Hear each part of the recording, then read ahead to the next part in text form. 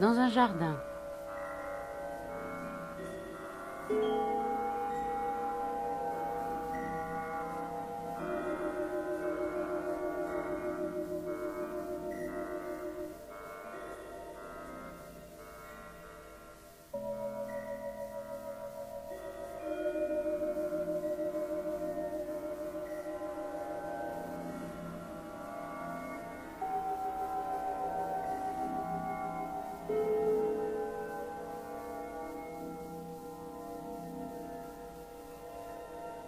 Numéro 11, dans un jardin.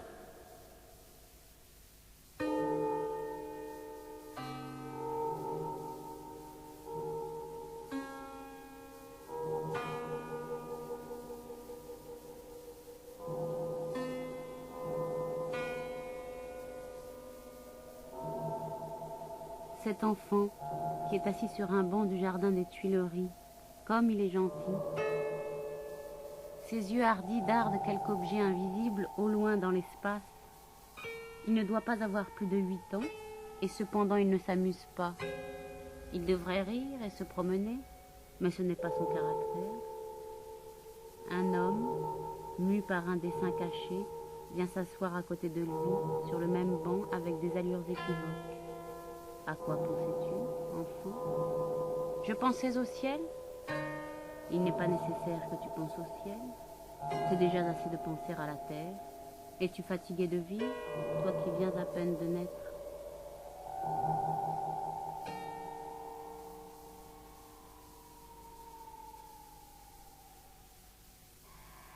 Maldoror s'aperçoit que le sang bouillonne dans la tête de son jeune interlocuteur. Ses narines sont ronflées, et ses lèvres rejettent une légère écume blanche. Il lui tâte le pouls. Les pulsations sont précipitées. La fièvre a gagné ce corps délicat. L'enfant sera-t-il pour garder le lit 3 jours? Plutôt au ciel que le contact maternel amène la paix dans cette fleur sensible, fragile enveloppe d'une belle âme.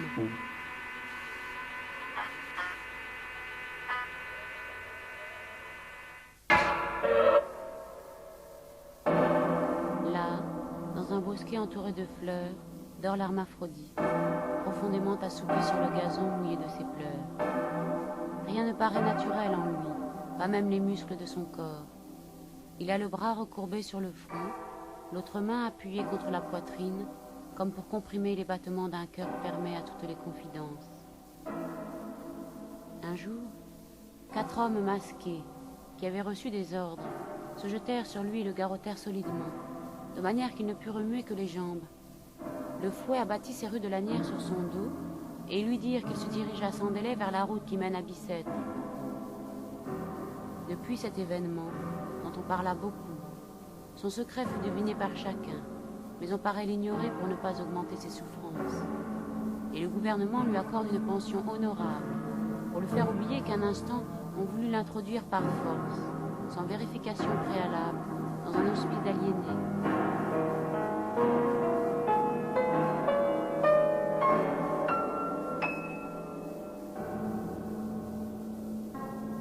Alors, il se retranche dans son amour-propre, offensé, et il persévère à rester seul, au milieu des tourments et sans consolation.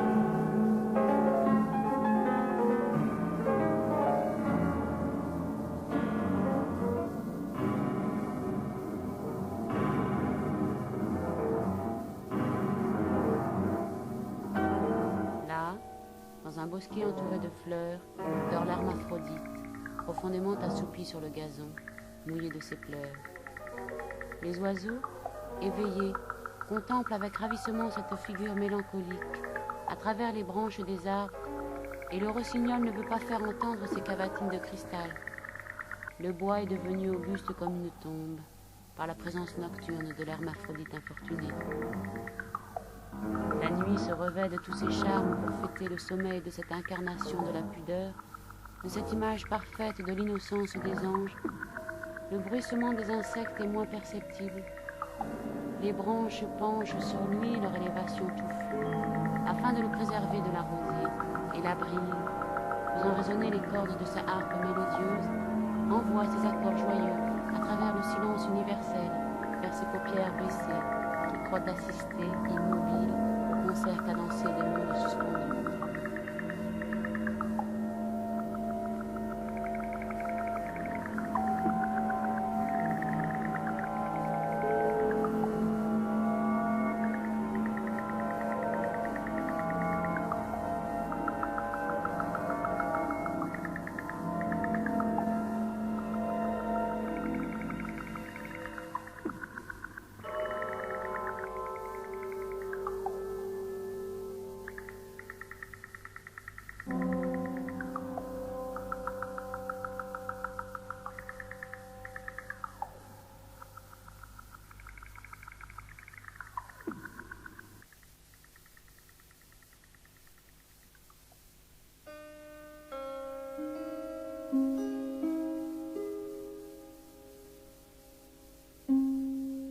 Il rêve que les fleurs dansent autour de lui en rond, comme d'immenses guirlandes folles, et l'imprègnent de leur parfum suave pendant qu'il chante un hymne d'amour entre les bras d'un être humain d'une beauté magique. Mais ce n'est qu'une vapeur crépusculaire que ses bras enlacent, et quand il se réveillera, ses bras ne l'entrelaceront plus.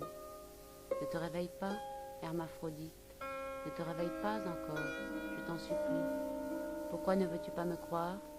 Dors, dors toujours.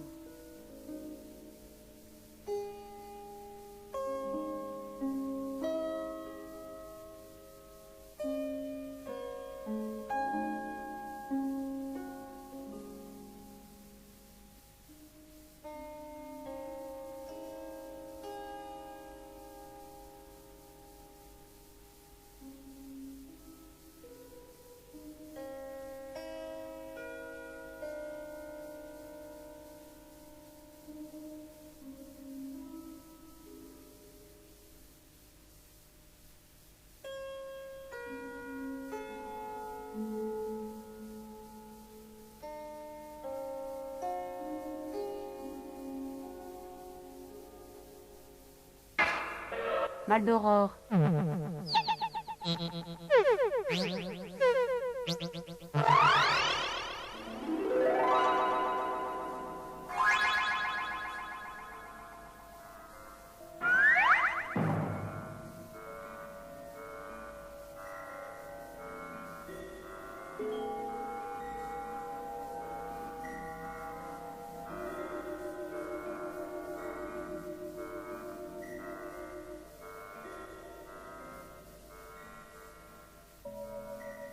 Mal d'aurore.